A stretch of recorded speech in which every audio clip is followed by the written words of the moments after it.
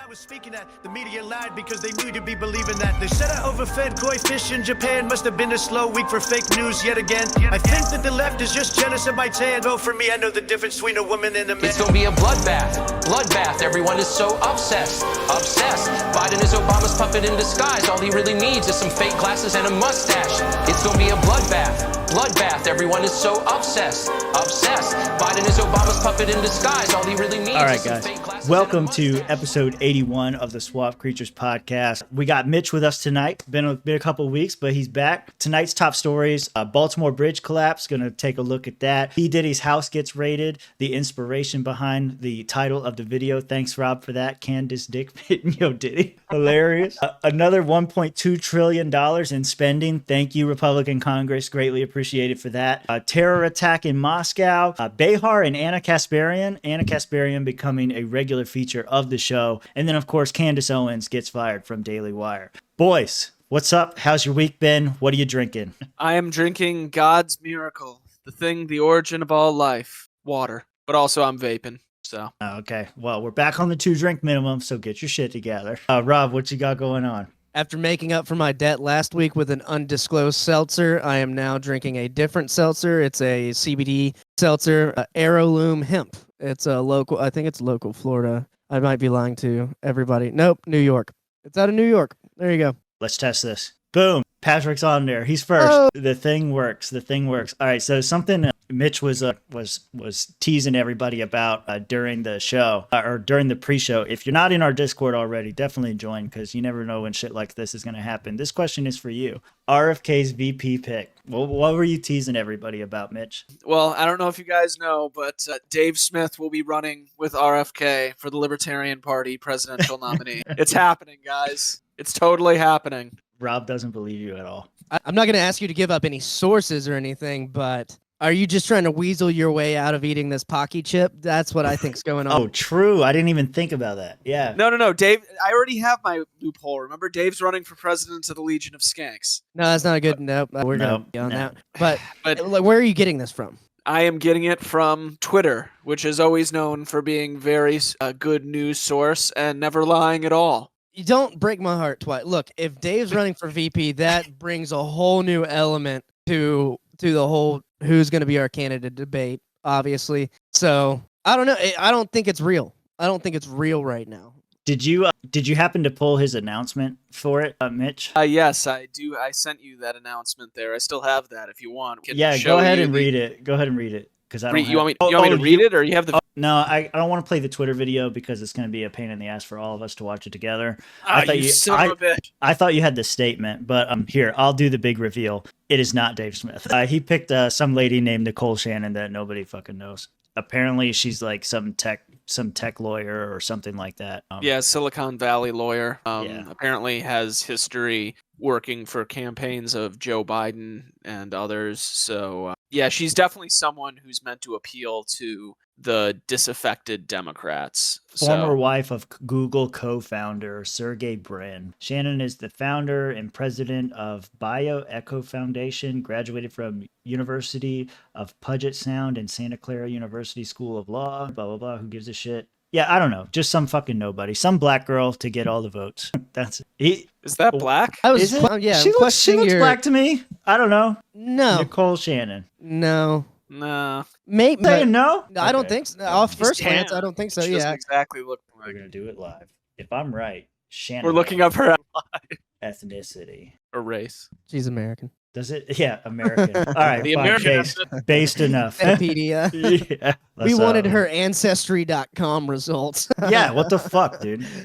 Anyway, interesting little tidbit there. We've had previous discussions about whether or not RFK should run for the Libertarian nomination. So just a nice little troll there to get everybody in here. Wait, what is this? I think that kind of confirms that isn't happening. Puget Sound? Puget, yeah. Okay, I guess I'm uncultured swine. I don't fucking know. Anyway, I forgot to say what I'm drinking. I'm drinking the Tennessee Honey, and it's going to be that way until I finish this bottle. Anyway. I ain't never going to stop drinking Tennessee. No, never. Okay, so first story, jumping right into it. This is the Baltimore Bridge collapse. This happened, I believe it was last night, wasn't it, boys? I believe so. Yes, I just saw this today. It's kind of wild. Yeah. Let's pull it up here and let's watch. This morning, a stunning bridge collapse at the port of Baltimore. The entire Key Bridge is in the harbor. The Francis Scott Key Bridge plunging into the water overnight after it was hit by a cargo container ship. That's so fast. Yeah, Ship dude. hit the Key Bridge, sinking. The bridge is gone. Holy hell.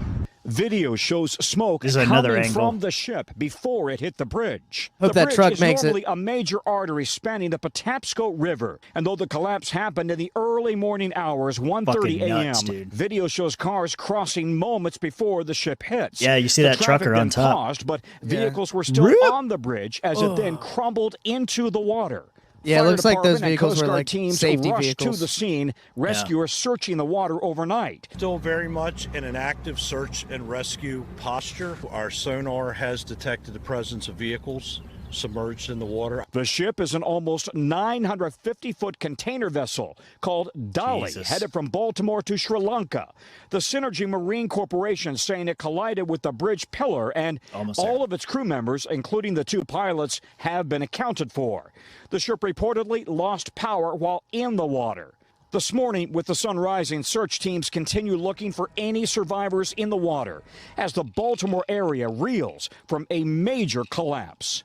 Yeah, fucking crazy, dude. So major tragedy, obviously. At least 6 people are presumed dead, all construction workers who were working on the bridge at the time of the collapse. There was another story I saw here that was breaking it down minute by minute, how the whole thing happened. It took 4 minutes from the time that they realized the power went out until the whole bridge came down.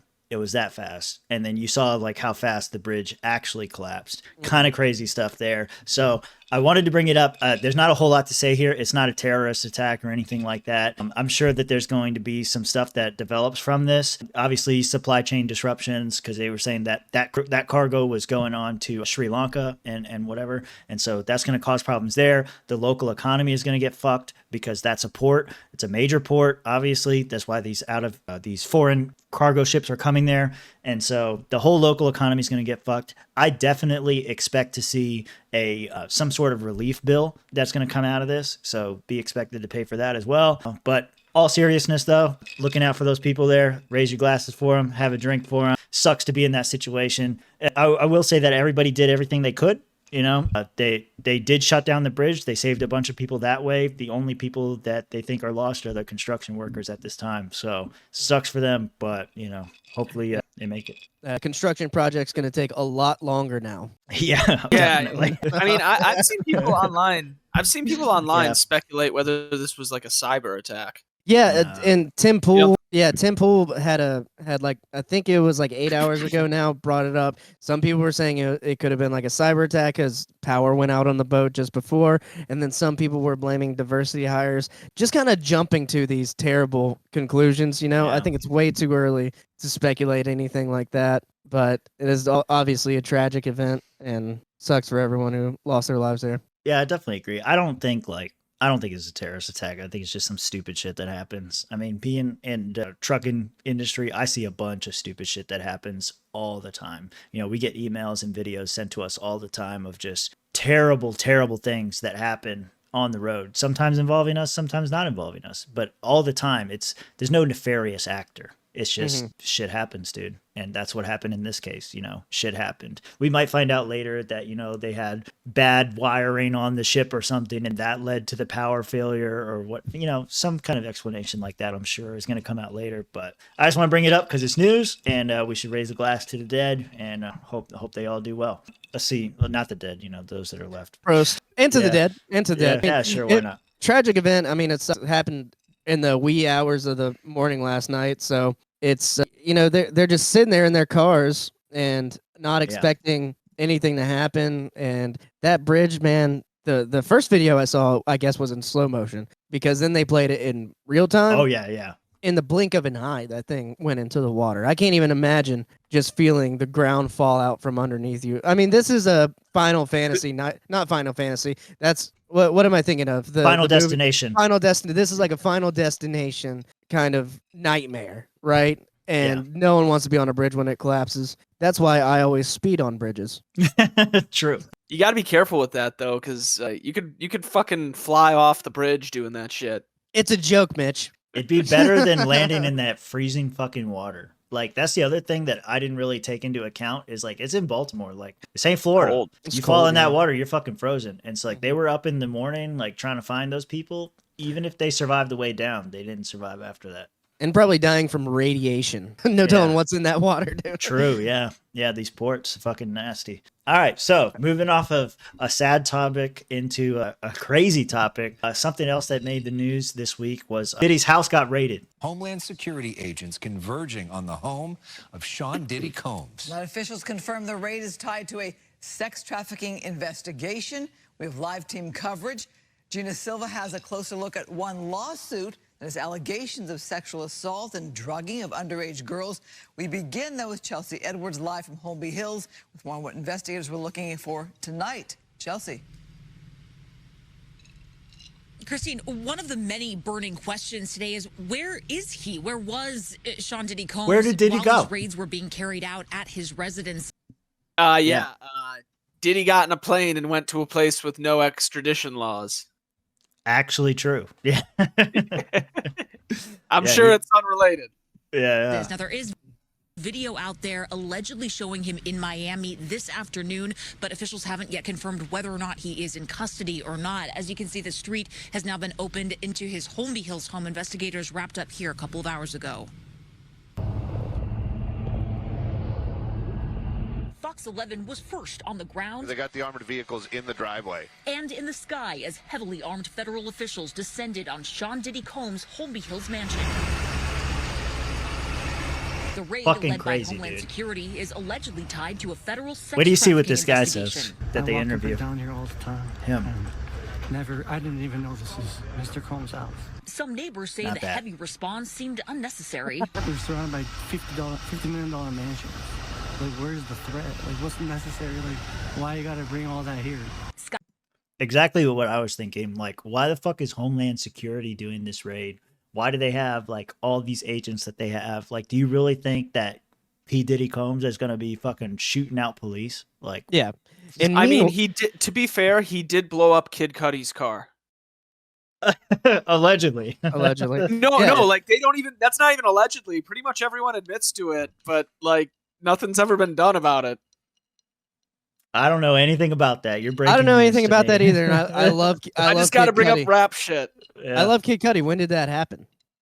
I don't know when it happened, Was but it like years ago? Was it this long was time ago? years ago, and apparently it had to do with some chick that was fucking around with Kid Cudi, who was also fucking around with Diddy.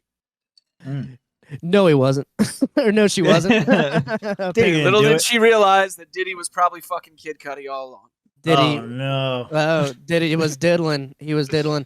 I don't understand this because they're gonna make a big deal out of Diddy doing all this, and I guess we'll see what the claims are and the allegations on whatever indictment they give to him. If he's in a foreign country that doesn't extradite, that's true. I guess we'll go over that in a second. But this is going on. Meanwhile, we don't get the Epstein list still. We don't have any of that. True. So these top level officials who are involved with Jeffrey Epstein are still flying under the radar. Meanwhile, the big things about Sean Combs, P. Diddy, it's just a distraction. It's like we're taking care of this, when in reality they don't really give a fuck about human trafficking or whatever sexual allegations they're bringing up on P. Diddy, because they're also letting human trafficking come through the border. Yeah. Yeah, I want to finish. Guy Fawkes was overhead as some people were detained and held outside. It's still not clear where the rap mogul was at the time of the raids. His Miami home was also stormed in a similar fashion. There's an awful lot that's not clear, except Sean Diddy Combs had an awful lot of armed people invading his house in Los Angeles and Miami this afternoon. That could partially be for show. It could partially be a statement. Variety's executive music editor Jem Aswad has been covering Diddy's legal woes for years, including multiple separate sexual assault allegations. There have been rumors like this for years, for decades, about this kind of behavior from him. I don't know whether they're true or not. Yes, he could be an unpleasant person. That is widely available on. Okay, just to give you guys some context real quickly here, because I fucking love it too. A lot of these rumors and these stories pretty much amount to Diddy running a sex blackmail ring. Yeah. So like, when you say blackmail, all right, so come on, blackmail of blackmails. Yeah. So like, that's just like, aside from what's going on here in the foreground, that's something that's just kind of a narrative that's looming in the back there. Yeah, I heard the same thing, but I heard those rumors too. I couldn't find anything substantial about it. I did find some other stuff that was pretty substantial though. So apparently, he just got raided. This is a thing that happened, I think, yesterday or the day before. Recently, he's been accused of a lot of sexual misconduct there. I want to make it clear that Homeland Security and everybody else that's involved in this is saying that, this doesn't mean that, Diddy's involved or whatever. It's an active investigation is what they keep saying. They're not accusing him outright. It's kind of suspicious that he just kind of took off to the Caribbean or did whatever he fucking did. He just disappeared. Diddy done gone? I don't know. But Diddy don't want none of this shit. Yeah, he fucking dipped out. And, honestly, if you got the money and the resources, why not? You don't want to end up like Epstein. What do you think he was do you think he was tipped off? Do you think he was tipped off and for sure got out of there early, or do you think he happened to be already gone and then get the word that he was getting raided? No, because there were reports that he was seen in Miami the night of the raid in like other parts of Miami, and his private jet just so happened to land in the Caribbean, and now they can't find him, and he just fucking disappeared. So no, I definitely think he was tipped off, because you think about it, this report that we were just watching from Fox 11, they got the tip that the raid was going to happen. That's how they got the chopper there. That's how they were the first ones on the scene. If they got the fucking tip, Diddy got the fucking tip. Mm-hmm. I think he definitely knew that it was going to happen. And especially, once I read the story, because I didn't know anything about it. I heard the same thing that Mitch was talking about, that this was like some kind of like blackmail ring or whatever that he was using. Like he was getting these thug rappers or whatever in these compromising situations. Like if you're a thug rapper and you're putting out a bunch of gangster rap and then there's video of you kissing dudes, you're not going to come up. You might come off as hard, but not in the way you want to. So you're not. Only Frank Ocean's been able to pull that off. Yeah. So yeah, and he's more of a singing rapper. Yeah. Well, Diddy is, but he signs a lot of people, and so yeah. And I was talking about Frank Ocean. But yeah, I mean, Cat Williams and a number of people have been, kind of alluding to this pattern of behavior from P. Diddy for a while now. So well, it's not just him. There. It's Cat not Williams, 50 Cent, I think Ice Cube too. Yeah, it's not just him. It's not just the accusations or whatever. There are legitimate like cases that have come up. So like one example, a former label artist, his ex-girlfriend at the time, Cassandra Ventura, sued him back in November, alleging that Diddy would hire male prostitutes and force her to engage in sexual activity with them. The lawsuit was settled in one day. And after the lawsuit was settled, Diddy came out and said that the agreement was amicable, that it was something that it was just fine. It's whatever. We took care of it. That settlement was followed by several other cases that have come out since then. Remember, that was in November. In December, less than a month later, there was an anonymous lawsuit that was filed that accused P. Diddy and two other men of raping this girl when she was 17 years old back in 2003. So this would be when Diddy was much more relevant than he is today. She was 17 at the time. Why is she coming out 20 years later? A lot of random questions get raised about all that kind of stuff. In a statement in response to that, Diddy said that the allegations were sickening and opportunistic, basically saying she was only doing it because she saw the money and she wanted some for herself or whatever. Okay, maybe you could say that, maybe you can't. But does that mean that the other allegations were true? Because you just said that you came to an amicable agreement. And now you're saying that it's sickening and you would never do something like that. Right. I mean, it is, especially if she's underage. I mean, it's obviously statutory rape, so grape. But again, if it's amicable, and you're trying to settle it now, that to me, that kind of does look bad. There's two different cases, right? But then there's another one just last month. I'm sorry to cut you off, but I just want to get this last one out so we could talk about the whole thing fully. Last month, a former producer that worked for Diddy alleged that Diddy made unwanted sexual contact with him and forced him to hire prostitutes and engage with sex with them as well. So this kind of follows the pattern of the first one, which he said was amicable. So is Diddy Well, I don't know. Like, It sounds like from everything we're hearing that he's really into cuckold shit. he might just be into both. He might just be bisexual. He might just want to fuck both. Him and Vince McMahon just need to team up and have a party. Yeah, what was Vince McMahon accused of? You guys are wrestling fans. Basically, he employed this girl who lived at his apartment and basically just used her for a bunch of sex, used her with sex with other executives, had threesomes with other dudes. One of the stories involved Vince taking a shit on her head during a threesome and having her continue. Yeah, it gets really weird, man. There was a lot of things, and he would text her, and the way he was texting her was like, I don't know, a little kid who's just now getting into really devious sexual behavior. Like, I can only describe it as a little kid texting, but at the same time, it was just gross and nothing that a kid would ever say. He was wanting just a lot of big black dicks to fuck her and like come all over. Dude. Yeah, that's like if you read the text message, goes way deep. Yeah. Yeah, supposedly he has sex toys named after wrestlers too. There you go. That's enough. I heard that. Yeah. And he sent this lady to have sex with a wrestler, and I think where he's getting in trouble was he sent her to do so, and somehow that's violating like some sex trafficking law. When you were saying that, Well, supposedly he tried to use her as a negotiation tactic for a certain wrestler who was also a UFC fighter. People have speculated that that's Brock Lesnar, but that's of course. Who else? It's either him or CM Punk. Who do you think? Or Bobby Lashley? Or Bobby Lashley. Was not Brock. Lashley was never in UFC. Lashley was Brock. never in UFC. He wasn't? No. Bellator. 15-0 record though. Or actually, I think it's gone bigger. Actually, now that I think about it more, maybe CM Punk.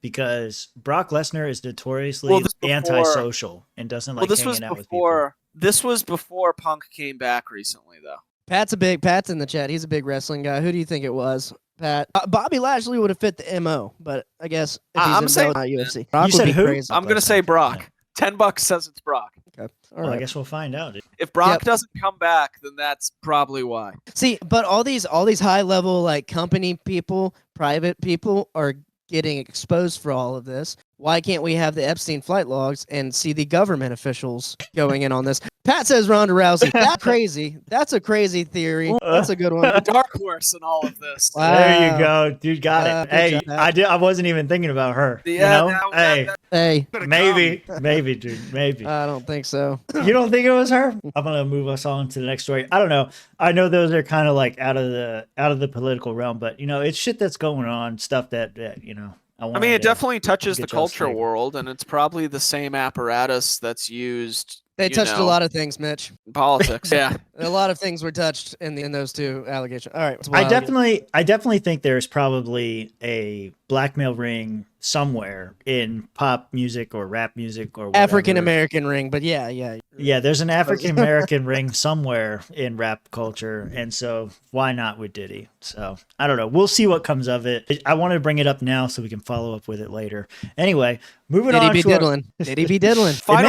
Oh yeah, go ahead. Final thought. I just want to say, my God, never more in my life have I ever wished that I could still be working in the hood. Yeah? I would love to hear from all the locals about these news stories. And UCP did it. Yeah, that's exactly it. And it would be the greatest thing. You know, when I told Brandy what happened, she started asking me, she's like, did South Park already make fun of him? And I was like, yeah, there was a whole skit about like how Satan wanted to have his like birthday party, but they couldn't do anything because Diddy already did it. And so Epstein, if Epstein was still alive, he'd be like, oh, I can't have a blackmailing ring for sexual activities, but Diddy already did that. What? Hadn't Diddy been accused of being involved in Biggie and Tupac murders? I did hear that, yeah. Oh yeah, he's also been accused of that. Yeah. Well, they let him get away with that, but fucking little kids can't do that. Yeah, there's a line. Yeah. All right. So let's get into the next one. Let's get on to something that we're more familiar with here. Another $1.2 trillion in spending. Let's have this guy set it up for us. This time of year, many college students are cramming to complete assignments they've known about for ages before the spring break deadline.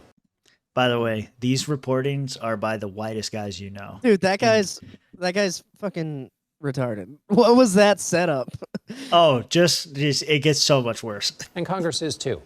Members are racing to read more than 1,000 pages and vote ahead of a 2-week Easter recess.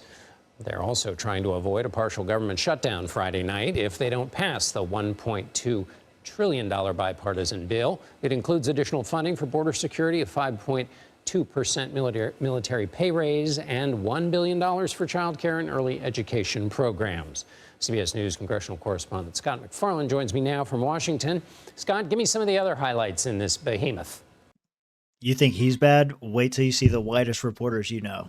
Oh, this sure does remind me of college, like reading Shakespeare, which is to say, reading the 1,000 pages as best as you possibly can and understanding as much of it as you can.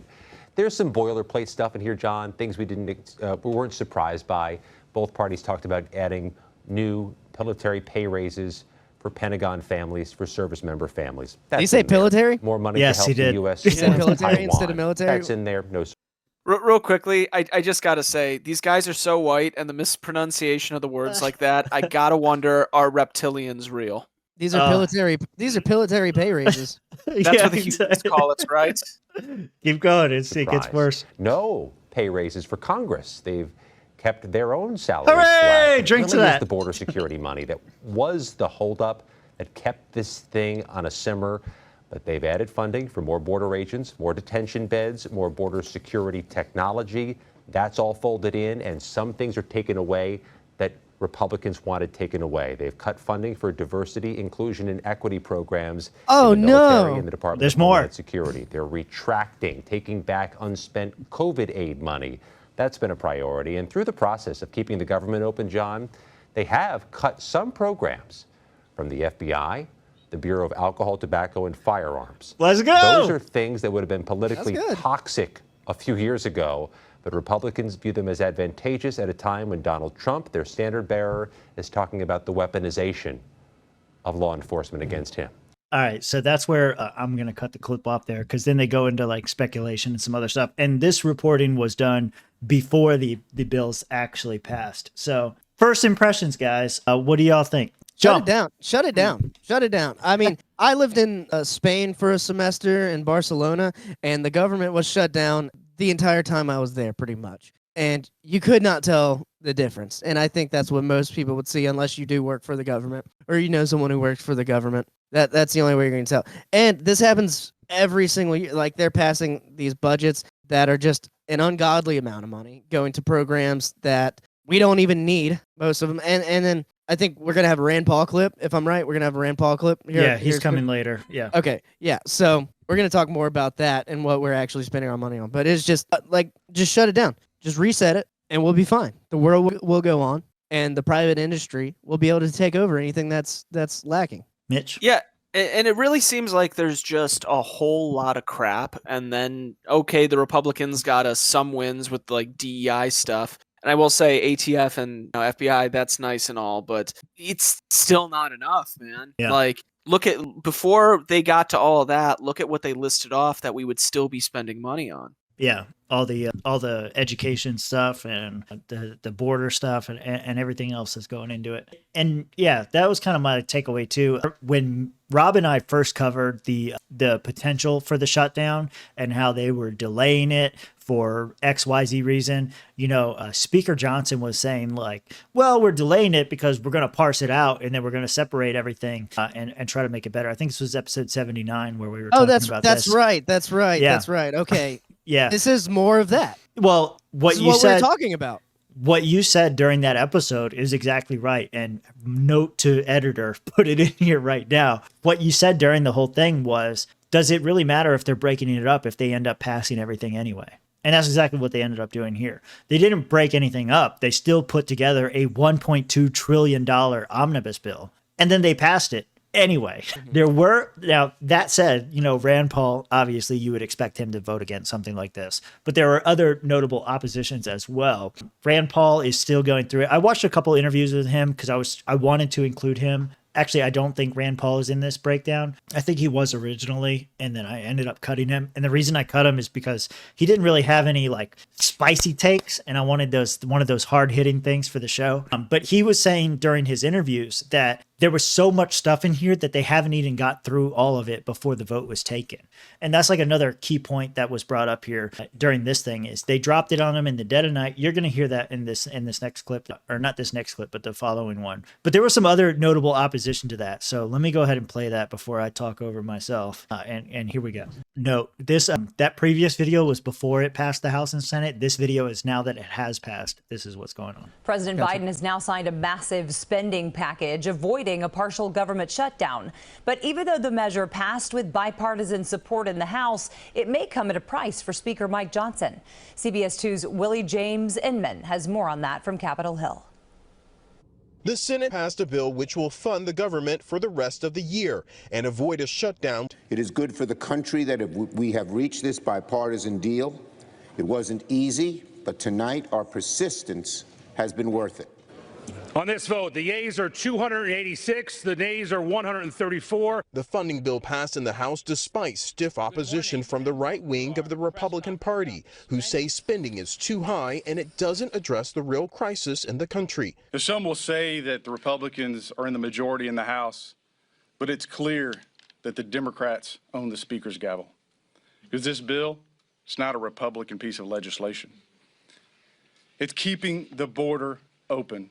The last time Republicans passed a spending bill over the Well, and there were 101 Republicans that voted for it. Yeah, for some reason, I think I might have these mixed up. Let me pull us over here. Yeah, there was a whole bunch of stuff that was in this bill that got passed. It wasn't just that. Oh, I do have Rand Paul in there. Listen, we're professionals here, okay? Thank the Speaker. Well, here we are again. The swamp is back in full force. We have a... That's the only reason I wanted to play this video. The swamp is back in full force. Dude, that's gotta be, we gotta make it. That's gotta be in our intro. I know. Yeah. When I saw the title of this video was "The Swamp is Back in Full Force," I was like, it's in. It's fucking in. Let's do it. Yeah. Thank the Speaker. Well, here we are again. The swamp is back in full force.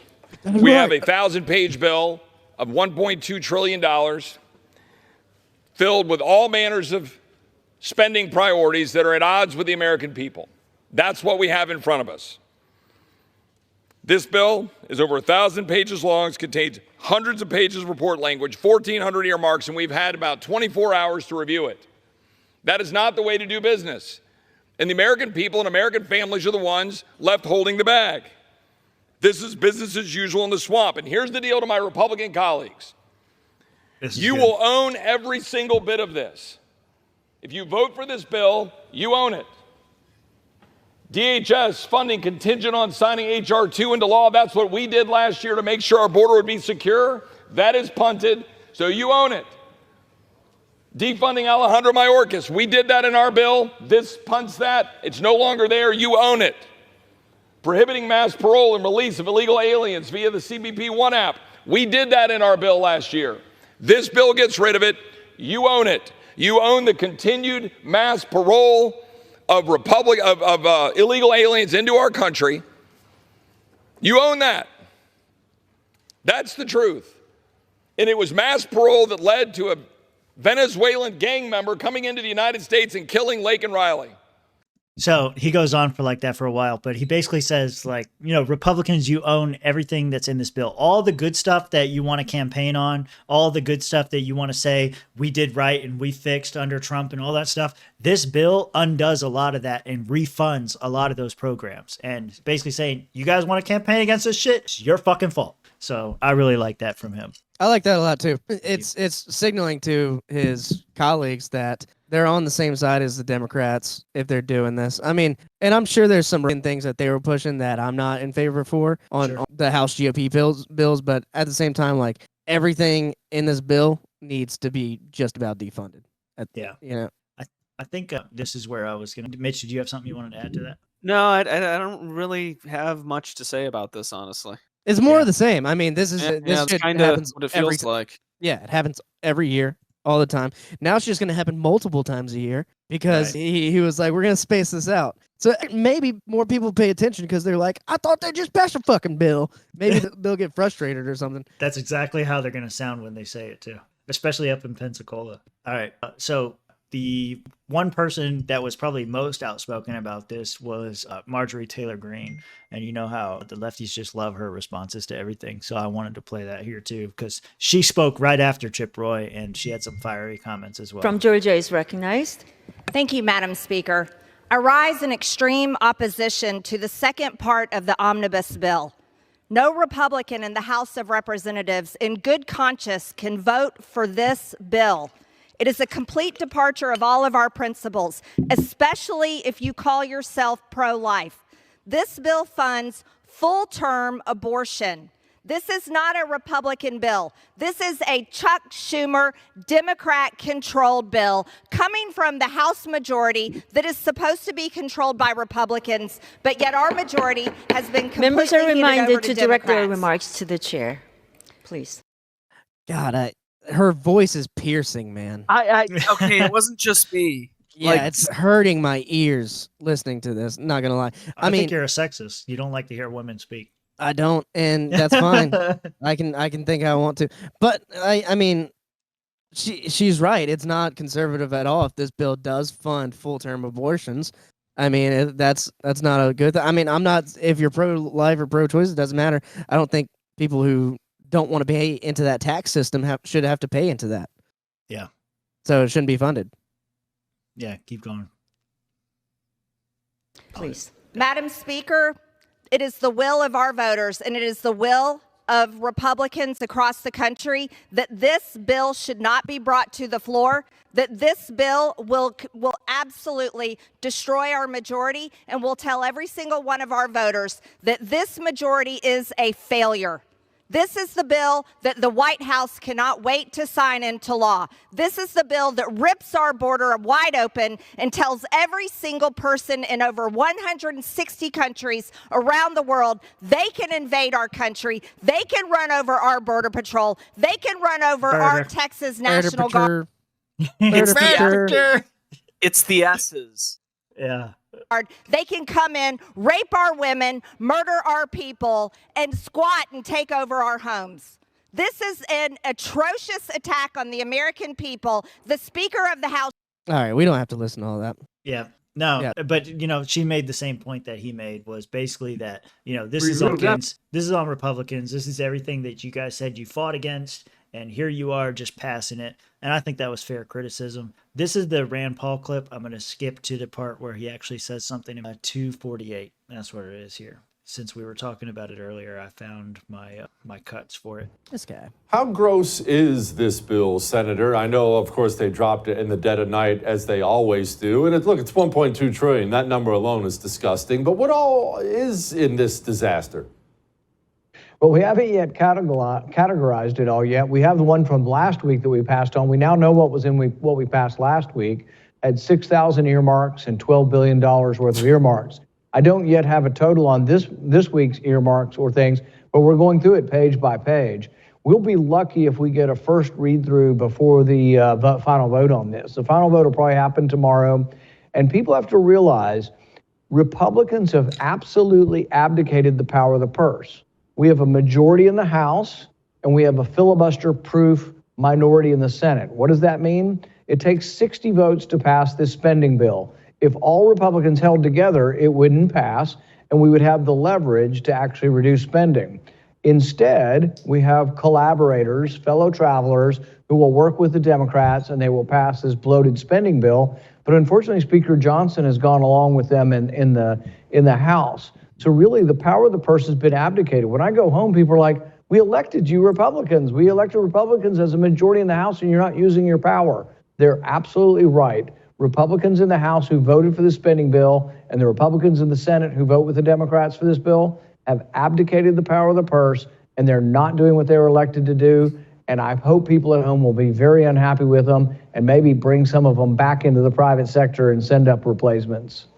So yeah, that was basically his comment on it. He did a much longer breakdown, like he usually does, of all the pork that's in the bill, all the various different things that we fund. Some of the comments that I saw on this video and others is like, I can't believe we're paying Egyptians to go to college in Egypt. Like that's kind of some of the sorts of stuff that's in there that Rand Paul is notorious for highlighting all the time. But yeah, like you guys said, it's more of the same. It's not really anything that's surprising to us. I just thought it was relevant because, like Rob said before, what's the point in breaking up the shit if they're just going to pass everything anyway? What's the point in electing a Republican majority if they're just going to keep on doing the same shit that they always say they're going to do?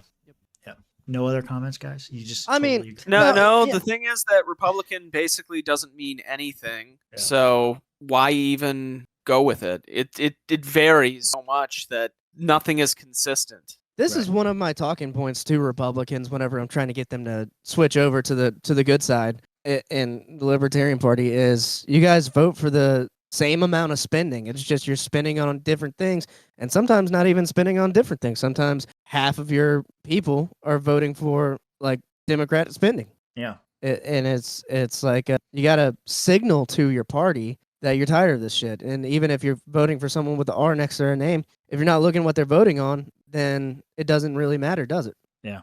No, and honestly, all I can finally say is that Michael Malice is absolutely spot on when he says that Republicans are just Democrats driving the speed limit. Would agree. Yep. Yeah. Well, let's go to the next story. I'm excited to talk about this one. Yeah, one thing that wasn't in the bill was foreign aid for Ukraine. So that's kind of good, something that I think we could agree with. So, there were some cuts to FBI and Homeland Security and all that kind of stuff that we would like to see. But there was there was no foreign aid spending. And but that bill's coming. That bill's going to be one of the next ones. Yeah, that was the piece that was separated off. So when that passes, we can come back and say, see, it wasn't worth shit. So this was something else that happened since our last show. It was a terrorist attack in Moscow. So this guy's going to break it down for us. This morning, Russia continues to question who was behind the deadly concert hall attack in Moscow. 4 men have been charged, all from Tajikistan.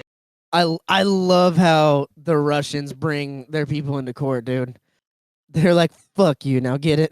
Get guilty. I'll follow up on that comment shortly. Go ahead. Her face is bruised and swollen in court.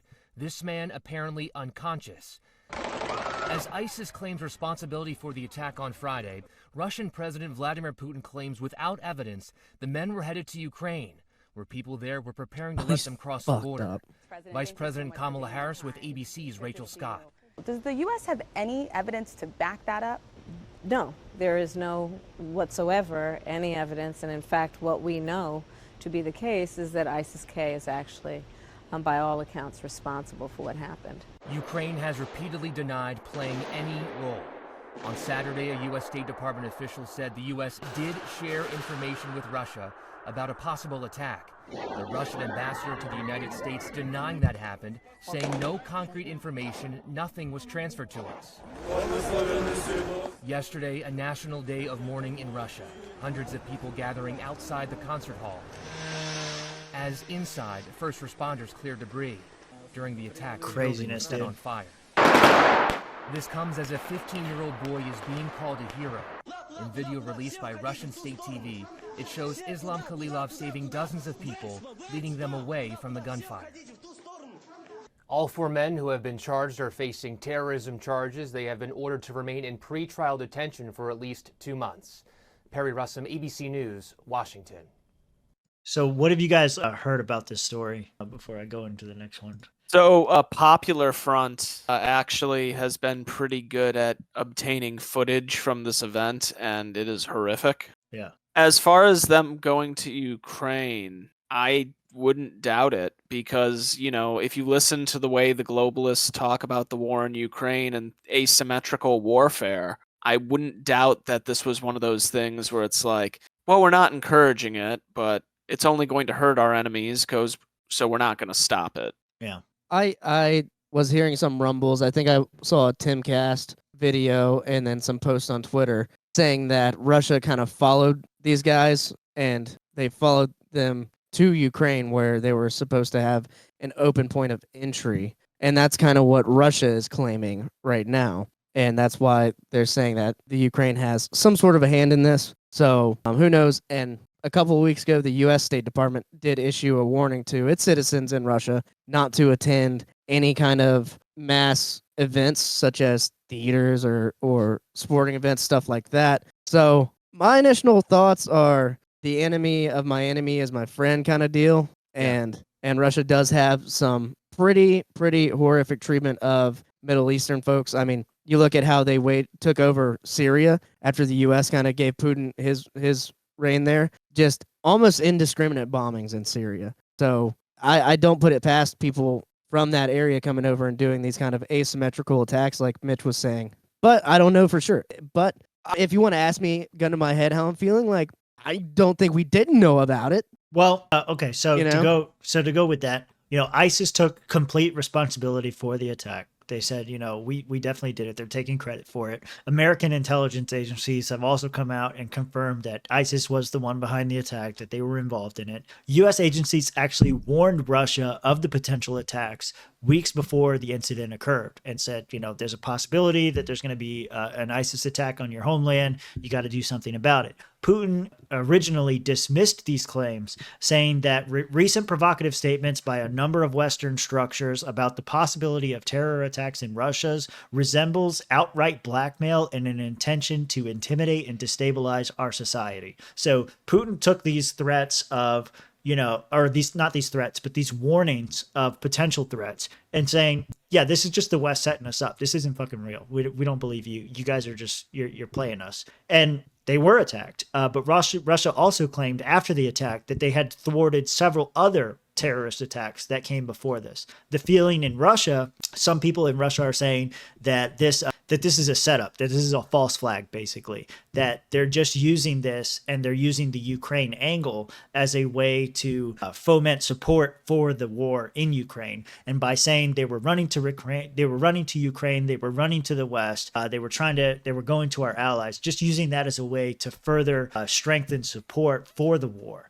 Some top two comments that I want to point out from this before I get you guys' reactions. Top two comments from that video. Funny how the sprinkler system in the entire building wasn't working for that day. They set the building on fire. No fire system went off inside the building. Funny how that happens. And then the second most popular comment, first time I've seen a jihadist surrender while running to a Western supported country. So your comments on Russia got the notice ahead of time. They claim it's all Ukraine. They don't believe any of the warnings coming from America. Says it's all just a threat to destabilize. Of course, they would claim it's from Ukraine, right? Like that's what you would do. You would say they're helping with this if you're in a war with that country. And let's say what they're saying is true, that they had an open point of entry into Ukraine to try to get away from this, then that's kind of evidence pointing to some sort of help from Ukraine, or at least some sort of military faction or militia faction in Ukraine. Well, my initial thought hearing the ISIS connection is that, if anything, this could be jihadists who went to Ukraine and fought more with the right sector. Like, if you've gone down the rabbit hole looking at the different factions that have gone to fight in Ukraine, the ones that end up working directly with the U.S. intelligence, at least officially, are the ones that seem more like your typical militaristic faction. And the ones who, like, say, the Chechens who went to go fight against Russia, not the ones who were on the side of Russia, that's a whole rabbit hole.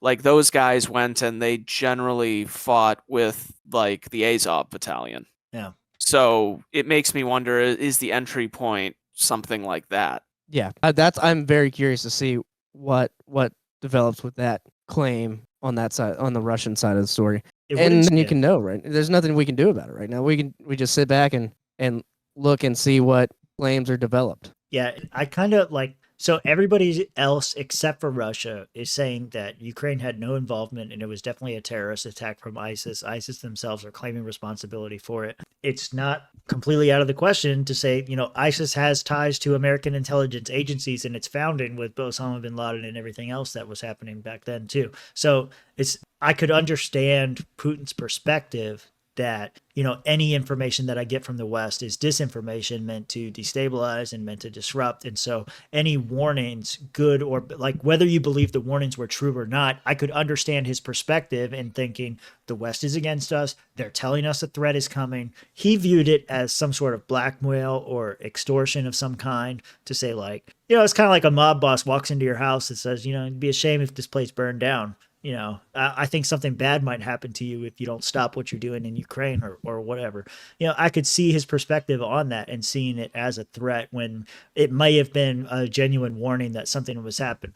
But to be clear, no clear evidence from anyone else. And Putin himself doesn't have evidence. He's just saying that he thinks it was tied to Ukraine. He's not presenting any connections that make any kind of sense or anything like that. But I understand his perspective in it. The other side of that says, well, this is just war propaganda. He's just trying to foment support for the war. He's just trying to get people behind him for that. I want to play this next video because this was when I first heard about it, was when they actually pulled the terror suspects in for court. Listen to some of the stuff that happened to them beforehand. You said you liked the way Russia brings in their terror suspects. No, Well, I didn't. Not like I actually like it. Like I wish we would do that. I'm saying they were fucked up. They were already fucked up. But yeah, I know what you're this getting is at. about to get fun. Oh, this is nasty. So my comment on our show notes for this says, do not fuck with Russia. Here we go.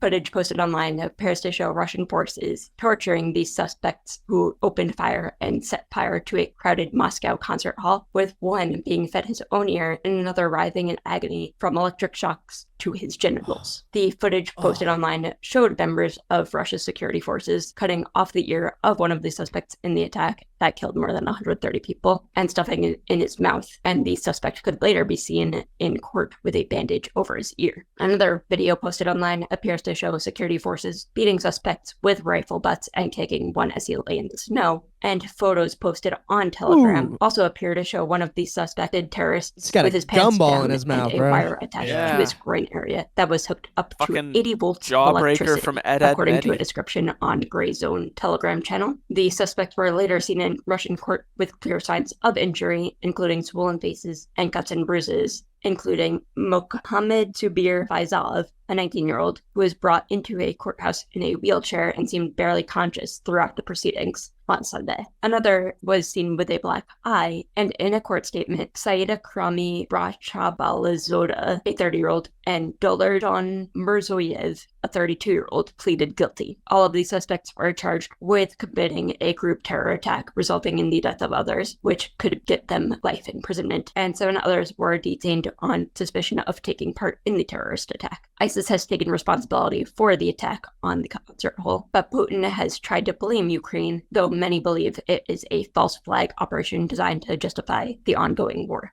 The suspects are being held in pretrial custody until May 22nd.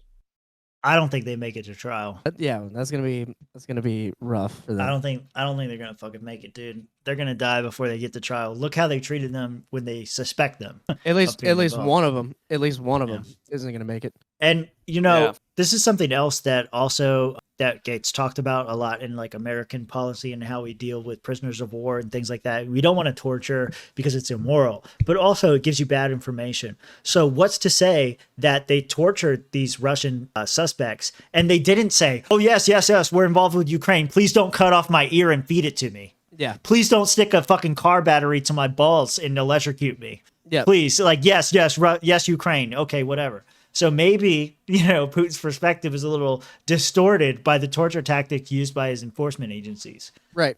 And if that's where they got the information, that's probably what happened. But if they were doing what, like they said, and following them, however, then yeah, maybe the other way. But you're completely right on that. Yeah, I don't know. So also one more thing, like any information coming out of our state departments or anything like that, I always take with a grain of salt, because this is the same, governmental infrastructure that told us that they were weapons of mass destruction in Iraq. And, the reason behind 20, 30 years in the Middle East now, and not even counting before 2002. But, also the same infrastructure that was funding 2 different terrorist organizations at the same time in Syria. I think they were funding some sort of ISIS group to fight another rebel group. And I don't know, 2 people from 2 different departments that were compartmentalized got together and like, oh shit, you're funding them? We're funding them too. Oh no. Right. Yeah. You're talking about the Pentagon-backed Kurds fighting the CIA-backed ISIS FSA. Right.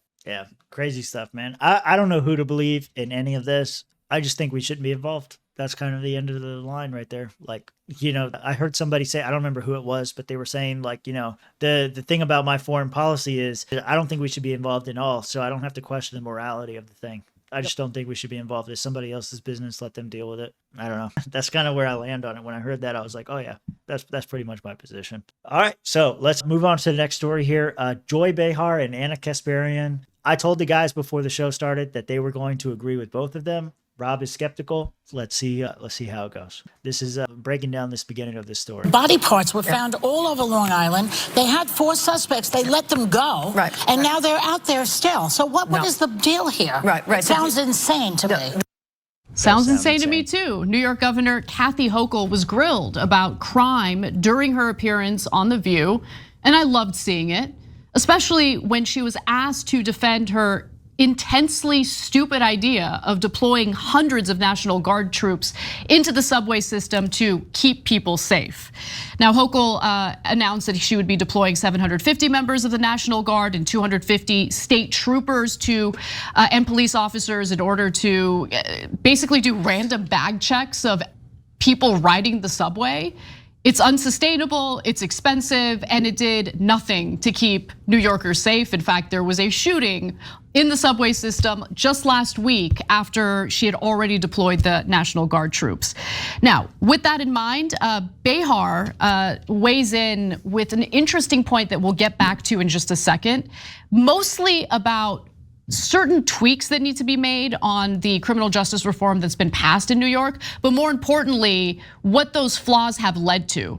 So with that in mind, let's watch some more of their conversation. You deployed hundreds of state police and National Guard troops into the subway system.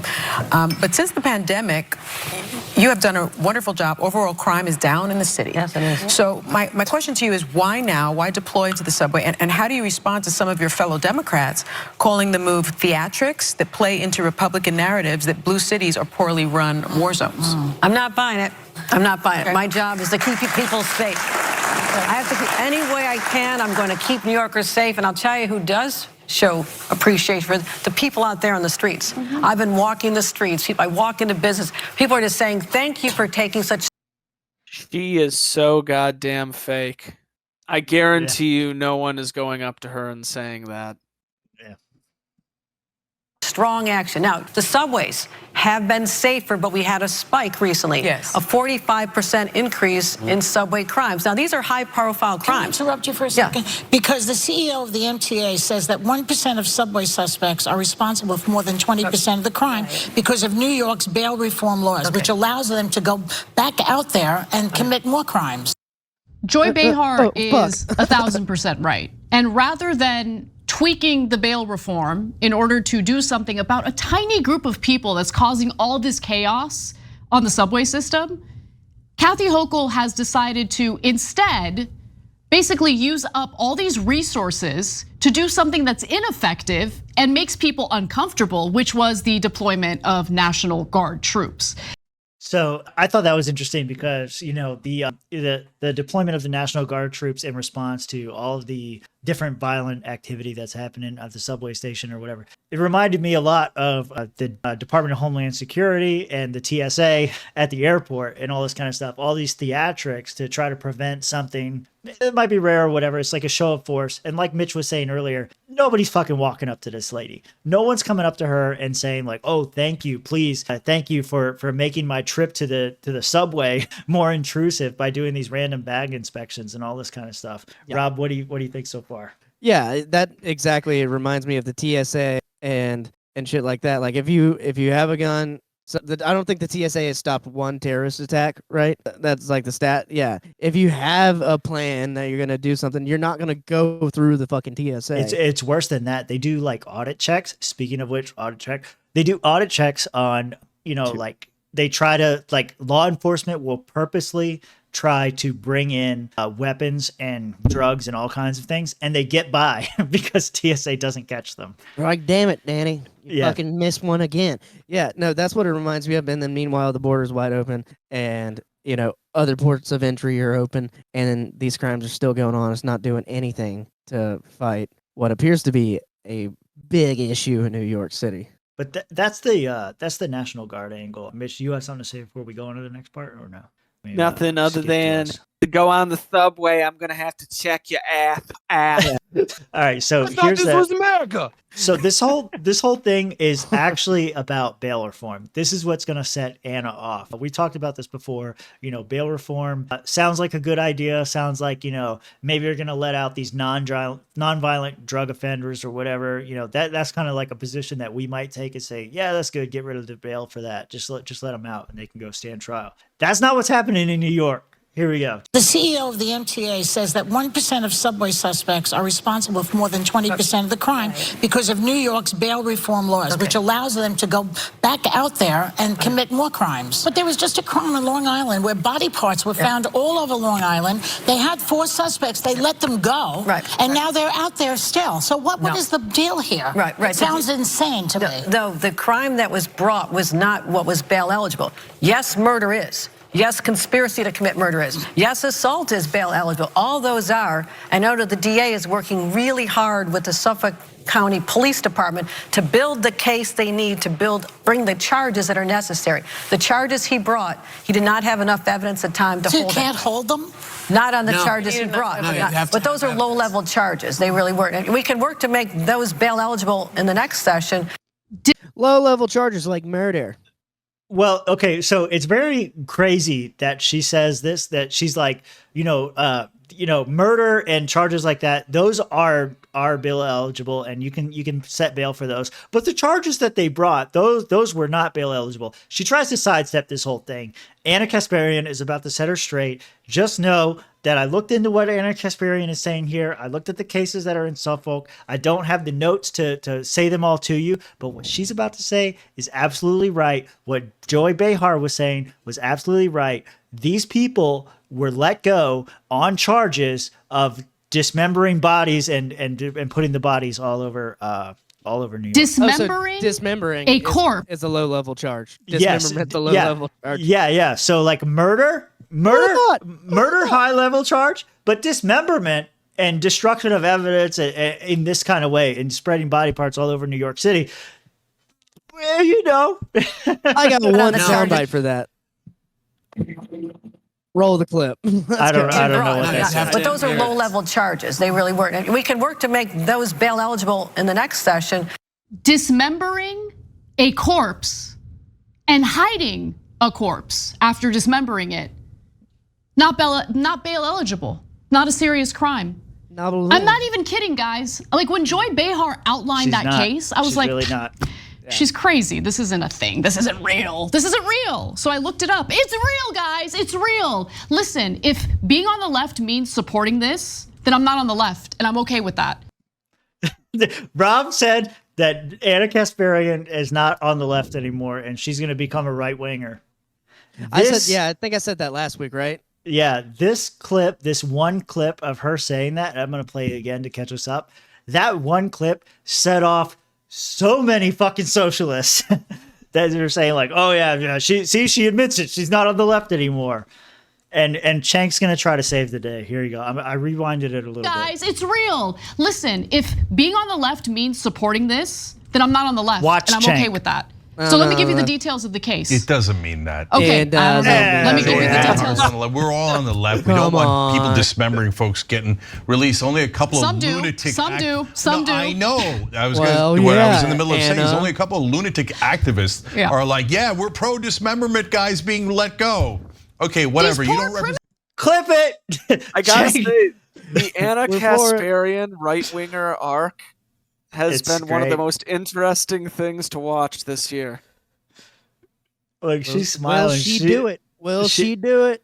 She's smiling, dude. I don't know. I think she knows that part's gonna get clipped. A couple of lunatic activists are like, yeah, we're pro dismemberment guys being let go. Okay, whatever. You don't represent the left at all. Dismembered bodies. It's so unfair to put them in prison. Okay, let me give you the details of the actual case, okay? What are the details? So 4 people were arrested in New York after body parts were found in Long Island. Okay, dismembered body parts. The victims were, 2 people from Yonkers, older individuals. Suffolk County Police say 44-year-old Stephen Brown, 38-year-old Jeffrey Mackey, 40-year-old Amanda Wallace, and 33-year-old Alexis Neves were charged with concealment of a corpse, tampering with physical evidence, and hindering prosecution. So those were the charges that are not bail eligible. Okay? Yep. They have not been charged with murder.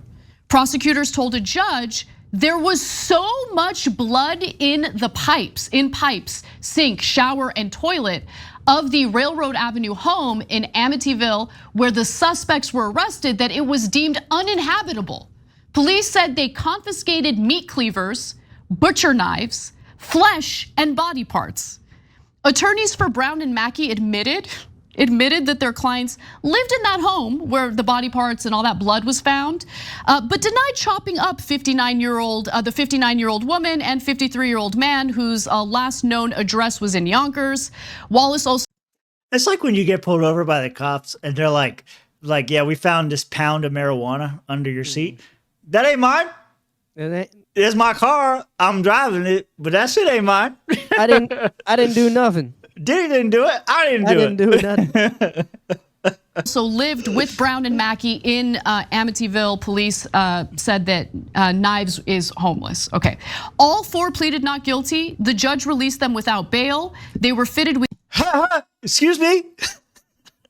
They found body parts, knives to dismember body parts, stuffed in their drains, and they got accused of these charges. And the judge is like, "Yeah, you can go free." Welcome to New York, motherfucker. With GPS monitoring and must report in-person probation and surrender their passports. I don't care about their passports. Dude, guys, like what? Okay, so did further research because I just couldn't believe it. Here's more. With 2019 state reforms, mutilation and disposal of murdered corpses are among crimes that are no longer bail eligible. Read that. Mutilation and disposal of murdered corpses are among the crimes that are no longer bail eligible in New York. And you wonder why people are leaving that fucking city. Why they're going to places like Florida and Texas and everywhere else. I wish they wouldn't come here, though. Well, the good people are leaving. That's what I think. The good people are, well, then we have to do a good job driving out the bad people in Florida. We need to remind them that they should move to California. You're not welcome here. Great. No, Tim, you're going about this the wrong way. California is a wonderful place. Did you know that their governor defeated a white nationalist in a recall election? Larry Elder? Is that what you're saying? Blackface and white supremacy. Yes, true.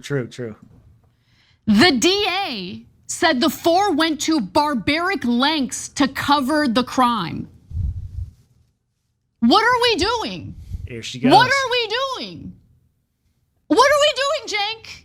What are we doing? What are we doing? Someone tell me, what the F are we doing?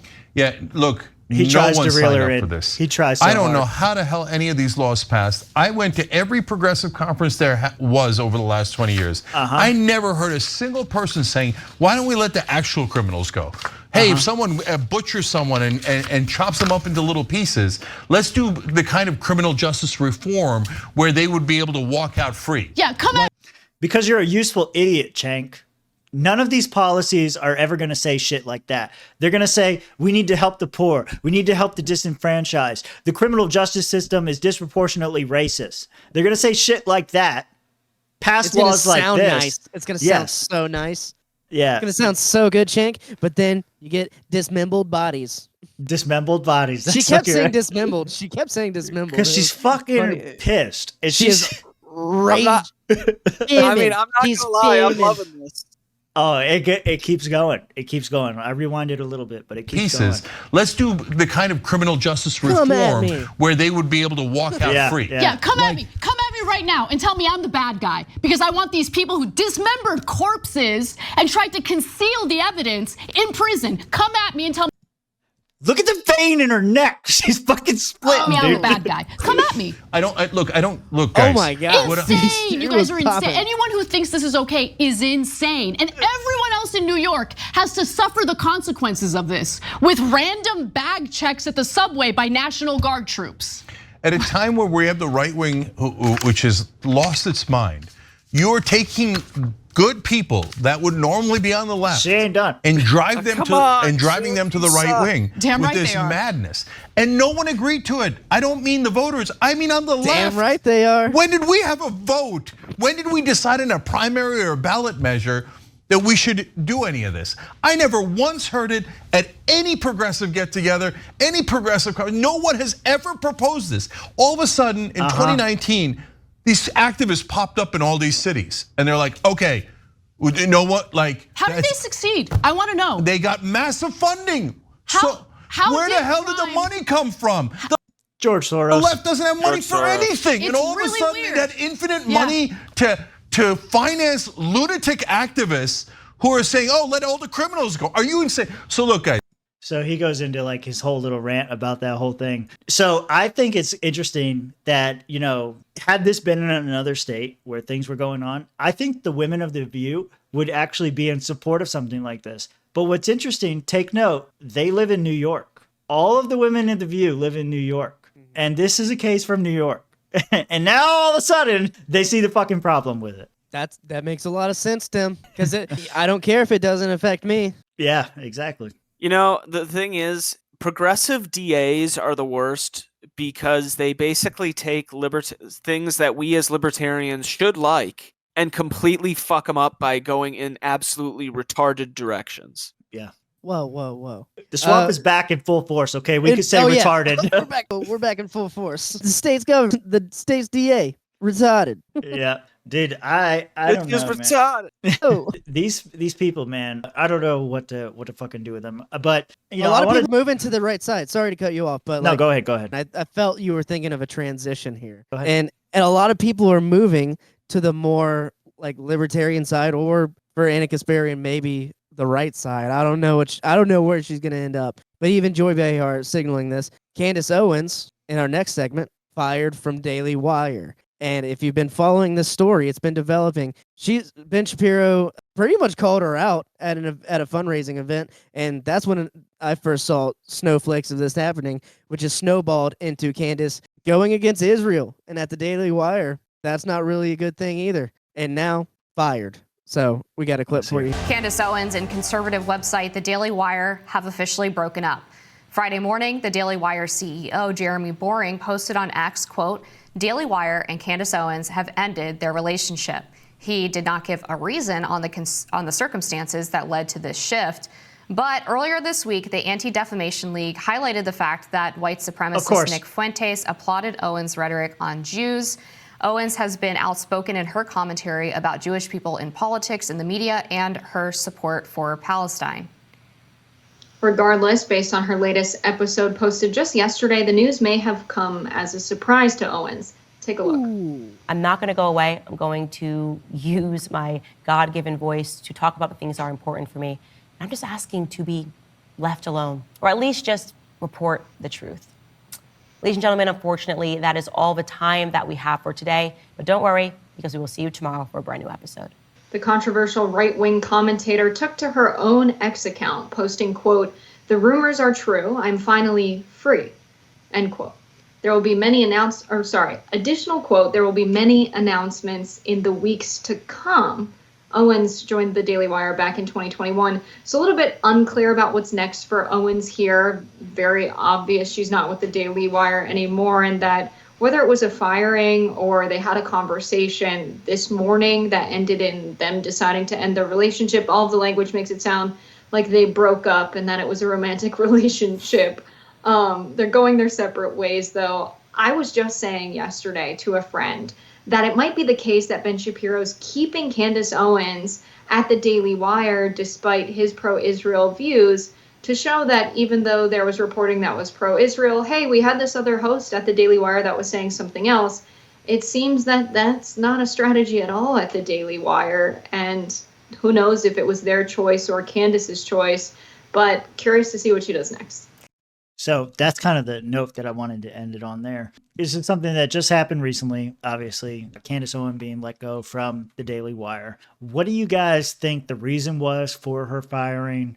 And I don't know if you guys have followed what she's been saying in recent weeks and months about the Israel-Palestine conflict, but what do you guys think are the reasons for her firing and what happens next? I mean, that was it. I think that was the straw that broke the camel's back. Whatever was going on was the Israel-Palestine situation. She was kind of demanding answers for why Israel was doing these things to the Palestinian population, which is not a popular talking point with Ben Shapiro, a main guy at the Daily Wire, right? Ben is super pro-Israel. Everyone knows that. I think that's the main reason for this departure. And also maybe she wants to do a Tucker and like do her own thing. I think she's big enough she could do that. I mean, I'm surprised that I thought Jeremy Boring was smarter than this, because my interpretation was always that he was just a businessman. But it seems like as time goes on, his methods aren't really panning out that well. And this just shows that they're probably a lot more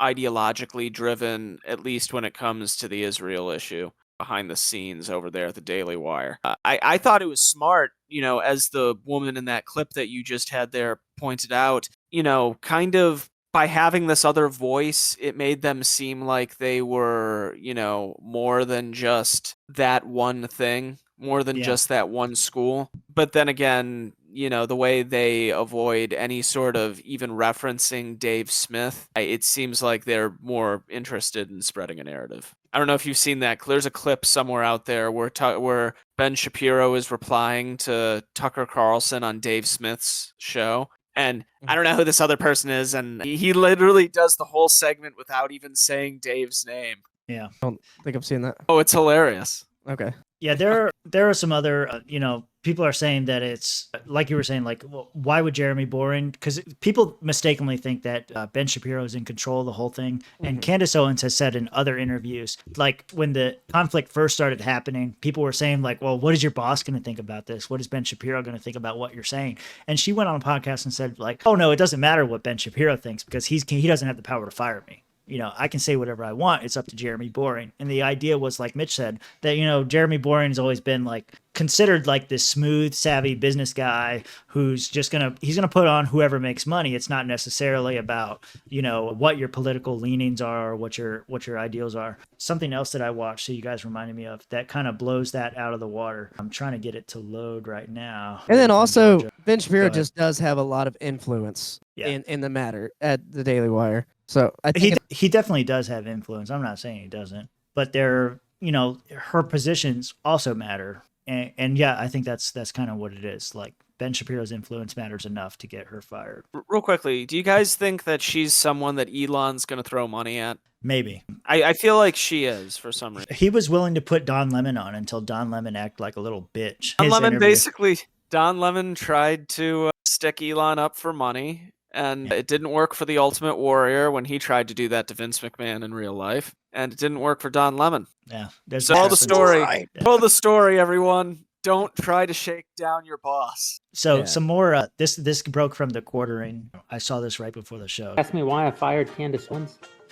No, I'm asking you if you would hire someone with a beautiful, spotless track record of 20 years of amazing conservative values. And this is the next Jordan Peterson, going to sell millions of books, going to make you guys millions of dollars, getting millions of views on every video they post. But they've made the same criticisms Candace has made in the last 6 months. Does that person have a job? If your question is, would I hire, would I hire Bill Whittle if Bill Whittle suddenly said, that there's a genocide going on in Gaza? No, I don't think that that's a person that I would hire at the Daily Wire.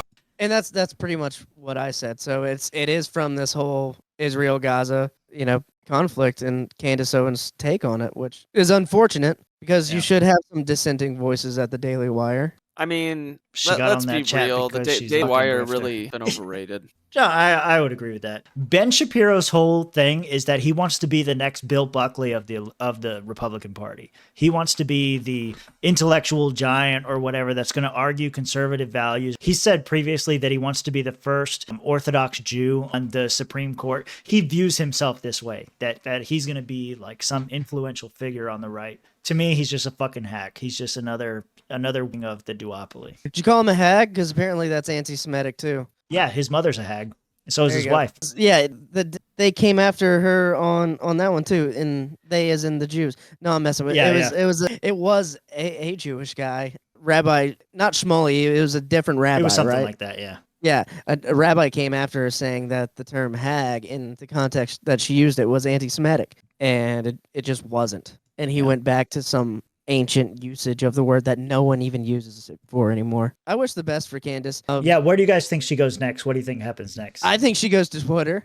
X. I think her ex, yeah, and maybe Sorry. even PPD's podcast. He had her on with Cuomo. Yeah, and that was good. They hired Cuomo. Yeah. You know, so maybe he's like, he's a business guy. He's gonna at least call and be like, hey, Yeah. was the money in your pocket? Yeah. I do think that was interesting too. Like, I think it might have been like purposeful from Candace Owens to some degree. Like, she knew she wasn't getting along with the people there. She saw what happened with Tucker Carlson and she thought to herself, hey, I could fucking do that too. I could be like free and independent. You know, one thing that they mentioned, I think it was on the PBD podcast, it might have been somewhere else, but they were saying like, you know, Candace Owens is a millionaire at this point. She has her family. She has all the money she's ever going to need. She can do whatever she wants. Why would she be under the thumb of somebody like Ben Shapiro when she could go off on her own and do her own thing? You know, she was trying to make it on YouTube before she got signed with the Daily Wire and all this kind of stuff. So she has that independent streak, that entrepreneurial streak in herself already. So it just kind of makes sense that she was like, if I quit, you know, I lose all this money or whatever. But if I say some shit that just gets me fired, you know, so be it. Whatever. I'll go do my own thing.